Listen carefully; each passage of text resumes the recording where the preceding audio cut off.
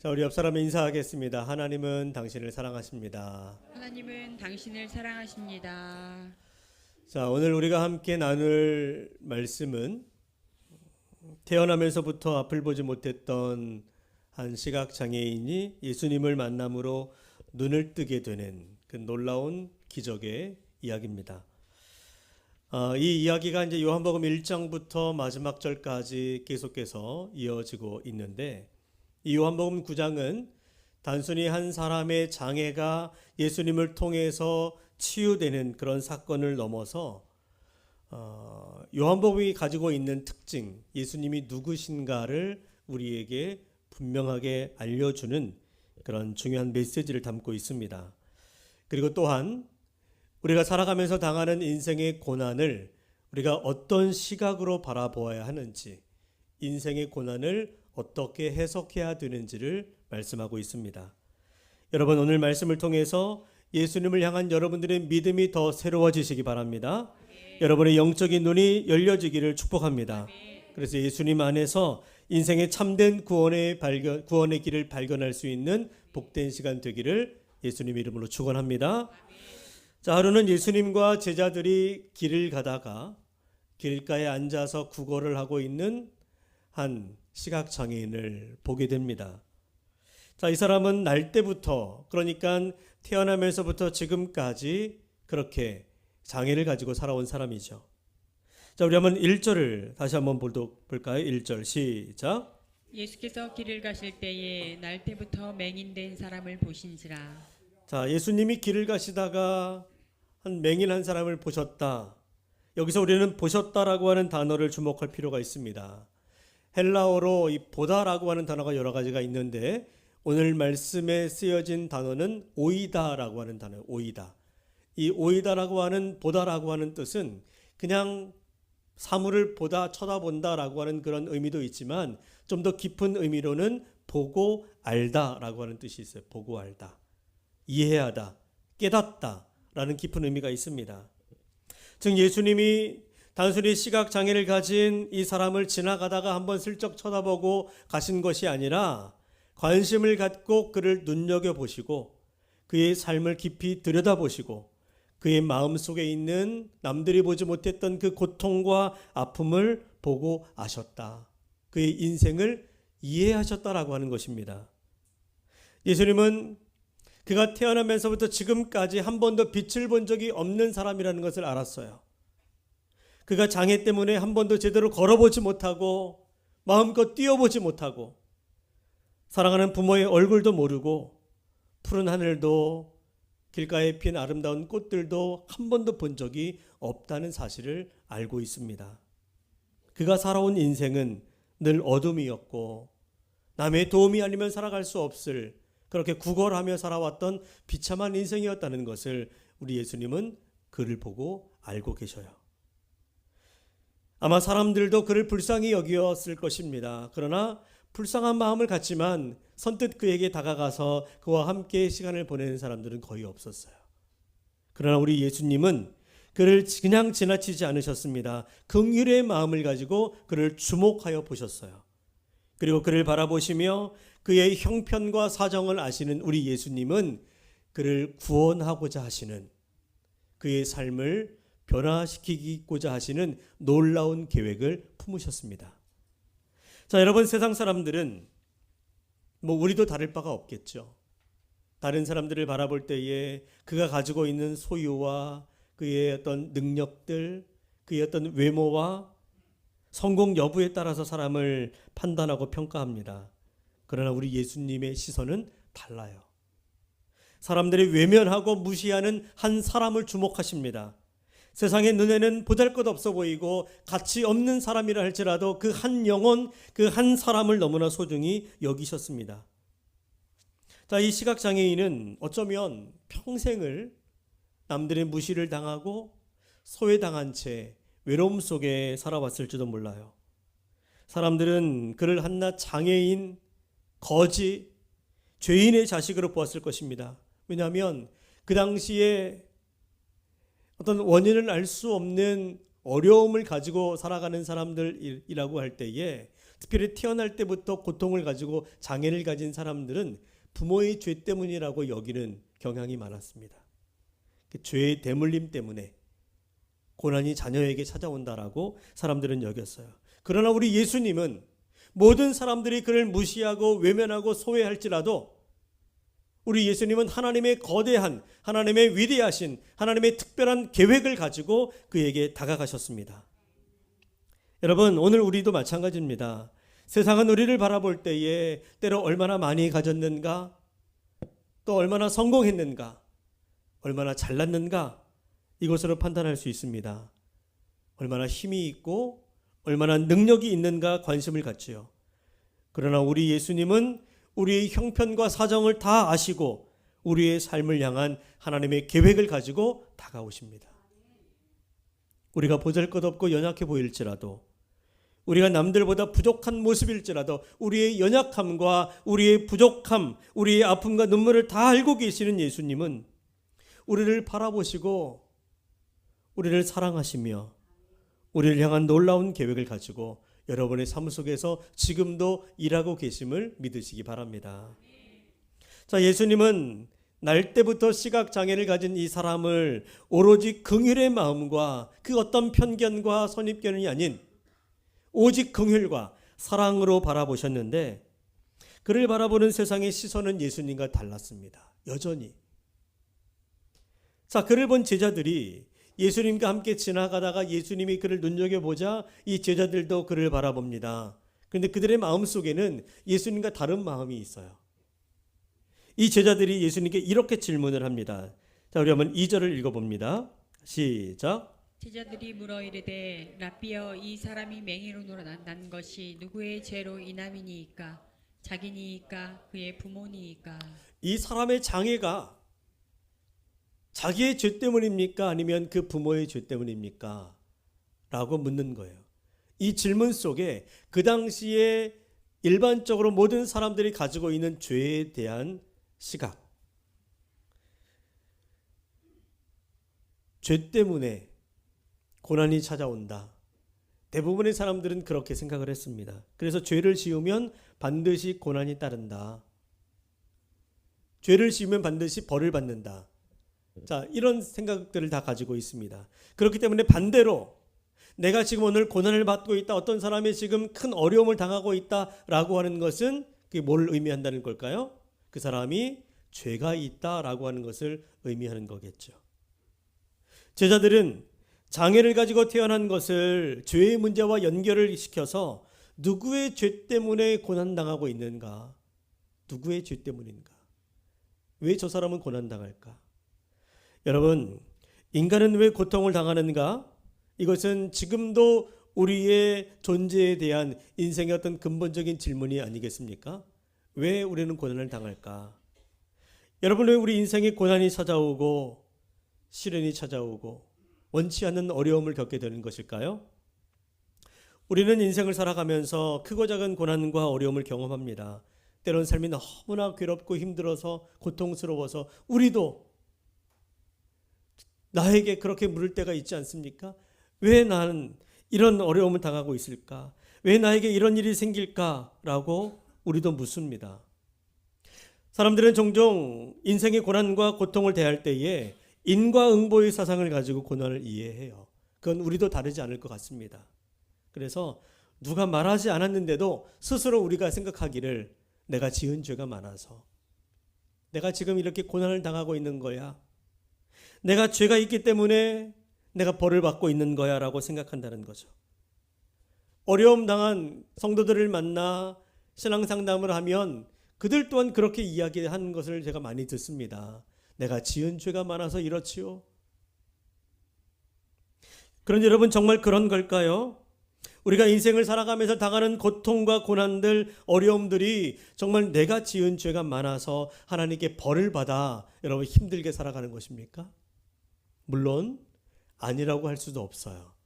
그런 경우도 있습니다. 그러므로 여러분, 혹시 내가 지은 죄가 있기에 내가 지금 어려움을 당한다라고 하는 생각들이 여러분 마음속에 들어온다면 회개하십시오. 회개하세요. 내가 알지 못하는 죄 때문에 내가 고난을 당하고 있는 것은 아닙니까? 주님 용서해달라고 회개하십시오. 그러나 우리 인생에 찾아오는 모든 문제들, 어려움과 고난을 반드시 이렇게 죄와 연결해서 해석하는 것은 무리가 있는 거예요. 자, 그러면 내 인생의 고난이 나의 죄 때문이 아니라면 혹시 다른 사람의 잘못과 죄 때문일까? 내가 지금 고난을 당하는 것이 다른 사람 때문에, 다른 사람의 죄, 부모의 죄 때문일까요? 아니라고 생각하면서도 우리는 종종 자신의 상황과 형편에 대해서 원망과 불평을 많이 합니다. 그러면서 은근히 누구도 다른 사람을 탓하기도 하죠. 내가 이렇게 어려운 것은 부모 잘못 만났기 때문이다.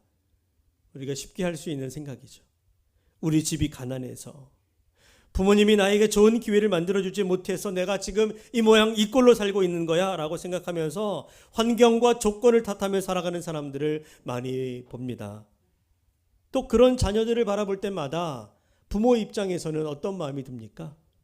그래, 나 때문에 내가 못나서 내 자식들 고생한다고 생각하면서 한평생 죄인의 마음으로 살아가는 게 부모 아니겠어요? 또 실제로 어떤 사람들은 그런 생각들을 합니다. 그런 말을 종종 들어요. 조상 때부터 내려오는 가문의 저주가 있다. 그러면서 그 저주의 흐름을 끊어야 자손들이 잘 된다. 집안의 우환이 사라진다. 뭐 이렇게 주장하기도 하는데요. 물론 우리 조상들의 삶이 자손들에게 영향을 끼치기도 하고요. 부모의 삶이 자식들에게 영향을 줍니다.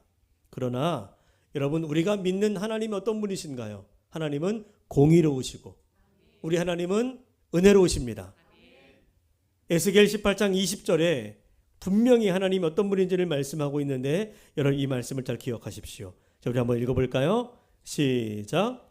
범죄하는 그 영혼은 죽을지라. 아들은 아버지의 죄악을 담당하지 아니할 것이요 아버지는 아들의 죄악을 담당하지 아니하리니 의인의 공의도 자기에게로 돌아가고 악인의 악도 자기에게로 돌아가리라. 하나님은 공의롭시기 때문에 부모의 죄가 자식에게 대물림되어서 자식에게 그 죄의 대가를 치르게 하시는 분은 아니라는 거예요. 그러므로 우리 인생은 조상들의 죄, 부모의 잘못 때문이 아니라 우리가 오늘 하나님 앞에서 어떻게 살아가느냐에 달려 있는 것이죠. 우리는 하나님께서 우리의 삶을 새롭게 하실 수 있는 분이심을 믿으셔야 합니다.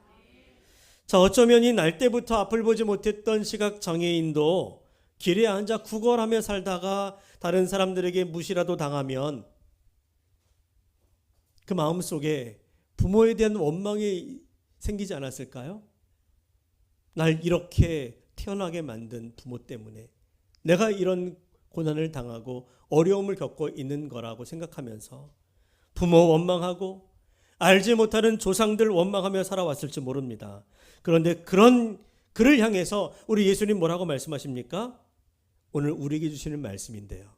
자, 우리 3절 같이 한번 읽어봅니다. 시작. 예수께서 대답하시되 이 사람이나 그 부모의 죄로 인한 것이 아니라 그에게서 하나님이 하시는 일을 나타내고자 하심이라. 여러분 이 말씀을 오늘 여러분들을 향해 주시는 하나님의 음성으로 들으시기 바랍니다.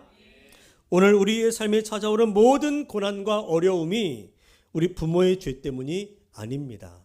또한 가문에 흘러오는 우리가 알 수 없었던 저주 때문도 아니라는 거예요. 내가 부모 잘못 만나서, 내가 결혼을 잘못해서, 우리의 실수와 허물과 죄 때문은 더더욱 아니고요. 내가 사람을 잘못 만나서 내가 오늘 실패하고 고생하는 것도 아닙니다. 보다 인생의 고난의 근본적인 이유, 오늘 예수님 뭐라고 말씀하십니까? 하나님께서 우리 인생을 통하여 행하실 위대한 뜻이 있기 때문이다. 하나님이 하실 일이 있기 때문이라고 말씀합니다.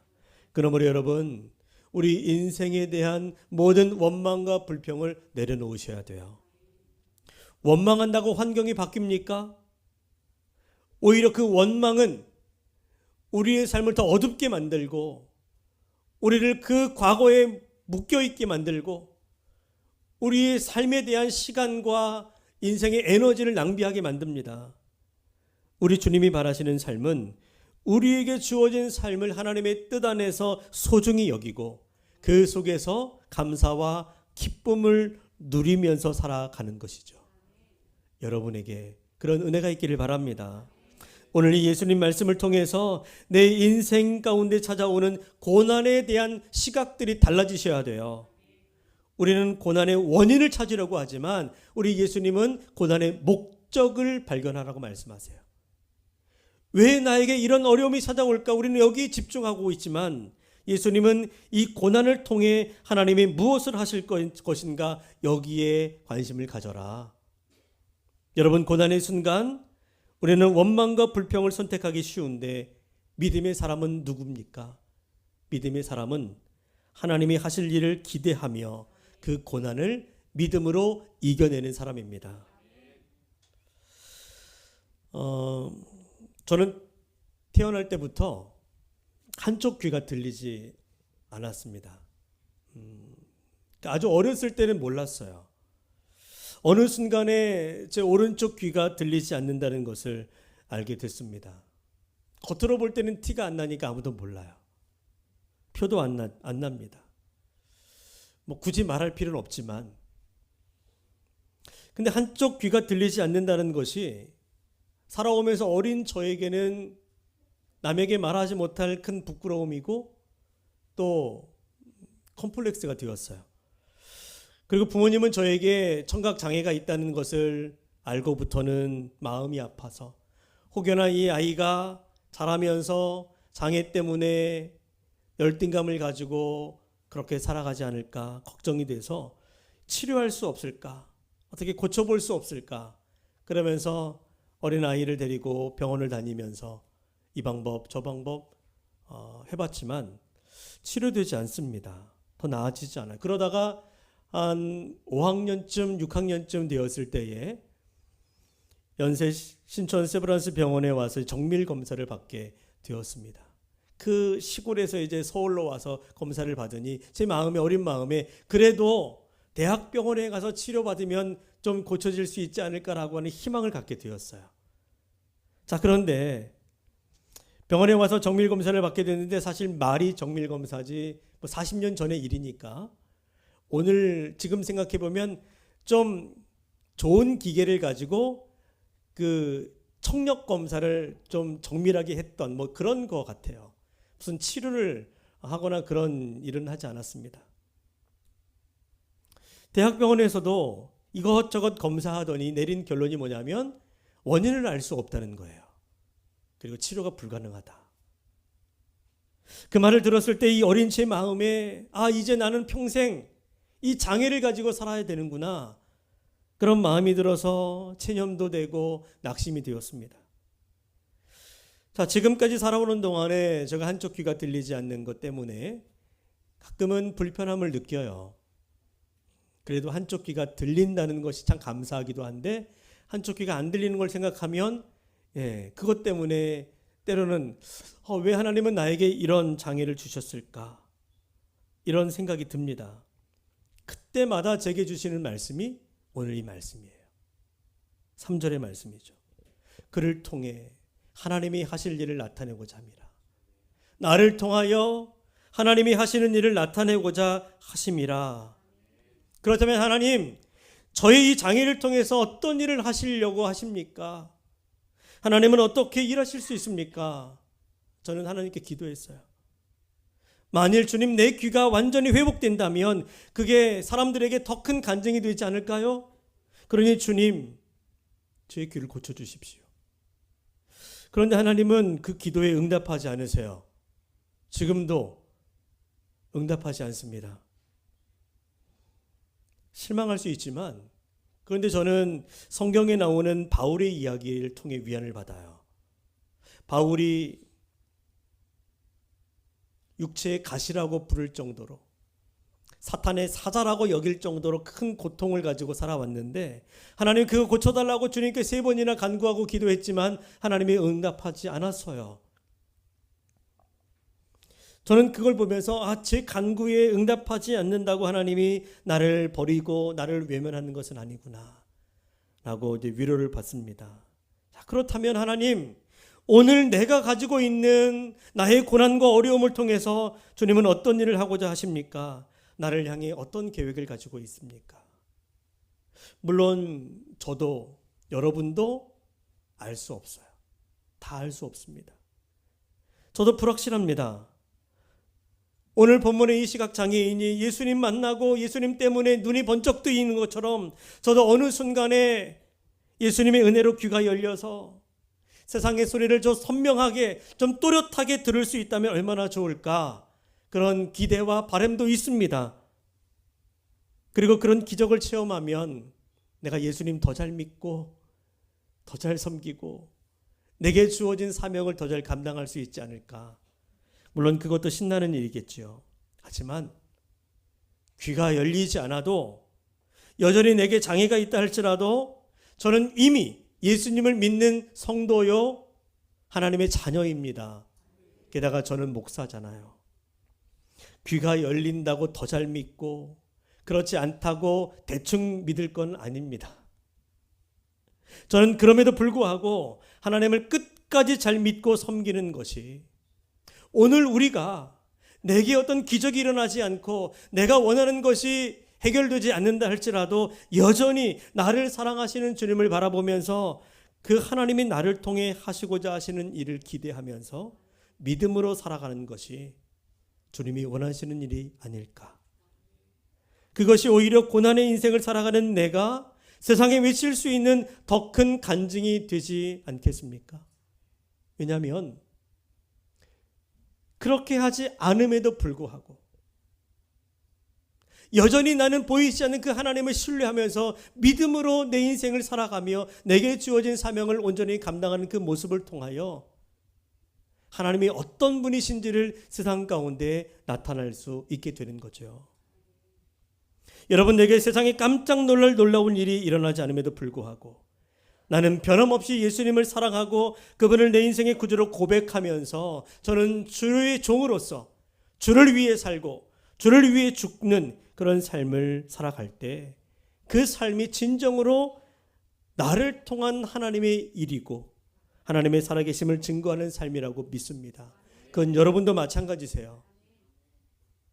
여러분의 인생 가운데 세상에 깜짝 놀랄 놀라운 일이 일어나지 않는다 할지라도 여전히 내 몸은 지금도 아프고 여전히 내 삶은 궁핍하고 어렵다 할지라도 그럼에도 나는 구원의 하나님을 인하여 기뻐하면서 하나님을 잘 믿고 섬기는 그 거룩한 백성으로 살아간다면 그것만큼 여러분들이 더 잘 하나님이 원하시는 일을 하는 사람은 없을 거예요.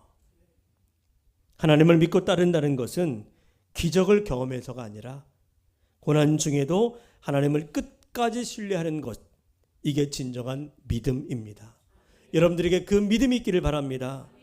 그리고 우리는 이런 믿음이 있어야 돼요. 어떤 믿음인가 하면 결국 주님은 우리 인생의 모든 고난과 고통을 치유하신다. 이 믿음이 있으셔야 돼요. 결국에 주님은 우리 인생의 모든 고난과 아픔과 슬픔과 괴로움과 인생의 모든 문제를 해결하신다. 자, 오늘 본문에서 이 시각장애인을 고쳐주시는 예수님의 치유의 손길을 보게 되는데요. 우리가 읽은 본문인데 6절을 한번 다시 읽어보겠습니다. 시작. 이 말씀을 하시고 땅에 침을 뱉어 진흙을 이겨 그의 눈에 바르시고.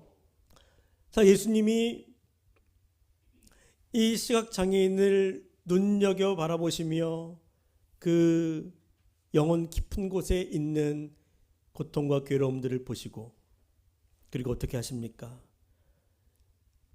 흙에 침을 뱉어서 진흙을 만들어 그것으로 손수 그 사람의 눈에 바르셨어요.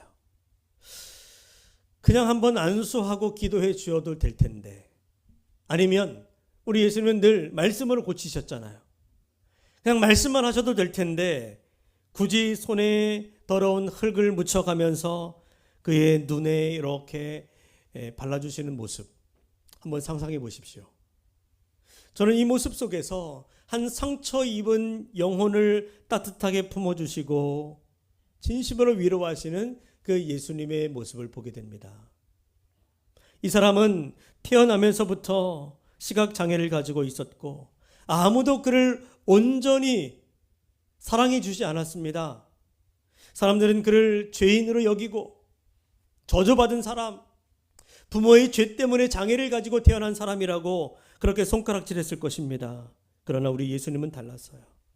예수님은 그 사람 안에 있는 그 수많은 인생의 고통을 보시고 아시고 따뜻한 손길로 만지시고 그의 마음을 위로해 주십니다. 여러분, 오늘도 우리 예수님은 여러분들의 아픔과 상처를 알고 계시고 친히 다가와 여러분들을 만지시는 분이세요. 오늘도 여러분들의 영혼을 만지시는 그 주님의 손길을 느낄 수 있기를 축복합니다. 이와 같이 그의 눈에 진흙을 바르는 것은 단순한 치료 행위가 아니라 그의 삶을 붙드시고 회복시키시는 예수님의 따뜻한 손길이었어요. 그리고 예수님은 그 사람에게 실로암 연못으로 가서 씻으라고 말씀하셨습니다. 그는 말씀대로 실로암에 가서 눈을 씻었습니다. 그리고 밝은 눈이 되었어요. 할렐루야. 자, 여기서 여러분 중요한 게 있습니다. 그가 실로암으로 가서 눈을 씻고 보았다. 실로암 연못에 무슨 치유의 효험이 있나 보다, 이것이 아니죠. 중요한 것은 실로암이 가지고 있는 영적인 의미인데요. 자, 성경에는 실로암이라는 단어가 보냄을 받았다라고 하는 뜻을 가졌다고 설명합니다. 보냄을 받았다.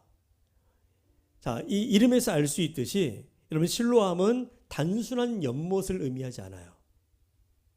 예수님이 세상을 구원하기 위하여 하나님이 보내신, 하나님의 뜻을 따라 이 땅에 보내심을 받은 분이라는 것과 연결이 됩니다. 그렇죠? 여러분, 우리 구원을 위하여 하나님으로부터 보냄을 받은 자가 누굽니까? 여러분들이 대답해 보십시오. 여러분들의 구원을 위해서, 우리를 위해서 이 땅에 오신 분, 보냄을 받아 이 땅에 오신 분, 그분이 누구예요? 예수님입니다. 실로암 연못이 사람의 눈을 뜨게 한 것이 아니라 이 땅에 하나님으로부터 보냄을 받고 오신 그 예수님을 만났기 때문에, 그분의 은혜를 입었기 때문에 그의 눈이 뜨게 된 것입니다. 그렇다면 여러분, 우리는 오늘 어디로 가야 우리의 영적인 눈이 띄어질 수 있을까요? 어디에서 씻어야 우리의 죄가 사해지고 우리의 영혼이 새롭게 될 수 있습니까? 그렇죠. 바로 예수님께 나아가셔야 합니다. 죄로 인해 앞이 보이지 않는 우리의 영혼도 세상의 염려와 두려움 속에서 길을 찾지 못하고 갈팡질팡 방황하는 우리의 인생도 예수님께 나아갈 때 회복되고 참된 빛을 보게 되는 줄로 믿습니다. 사랑하는 성도 여러분, 오늘도 우리의 삶에는 여전히 문제가 있습니다. 그 문제 때문에 우리가 나아갈 길도 보이지 않고 그저 답답하고 막막할 때가 있죠. 때로 죄의 무기로 인해서 세상의 어려움 때문에 앞이 보이지 않는 어둠에 갇힌 인생처럼 그렇게 답답한 삶을 살아갈 때도 있습니다. 그런 우리의 어두운 인생길에서 참된 생명의 길을 찾기를 원하시죠? 오늘 우리 인생에도 보냄을 받아 가서 씻고 우리의 영혼을 밝게 하는 실로암이 필요합니다. 우리 모두에게는 그런 실로암이 있어야 돼요. 예수님은 그런 우리에게 말씀하십니다. 실로암 못에 가서 씻어라. 다시 말하면 진정한 실로암 되는 내게 오라. 내가 너희를 회복시키리라. 우리의 실로암, 우리의 구원은 오직 예수님이십니다. 예수님 안에 진정한 치유와 회복과 생명이 있습니다. 그분 안에 영원한 하나님의 은혜가 있습니다. 그러므로 우리가 주님의 부르심에 응답하여 그 실로암 되시는 예수님 앞에 나아갈 때 우리는 주님 안에서 비로소 눈이 밝아지고 영혼이 새로워지고 주님 주시는 새로운 시각과 새로운 믿음과 새로운 인생을 경험하게 될 줄로 믿습니다. 그러므로 언제나 우리의 삶을 주목하여 바라보시며 우리의 인생의 모든 순간을 다 알고 계시는 그분, 그래서 우리의 어두운 눈을 열어주시고 우리의 삶을 변화시키시고 우리를 향한 놀라운 계획을 가지고 오늘도 우리 가운데서 일하고 계시는 그분 안에서 실로함 되시는 예수 그리스도 안에서 진정한 기쁨과 감사와 만족과 행복을 누리며 살아갈 수 있는 여러분 되시기를 예수님의 이름으로 간절히 축원합니다.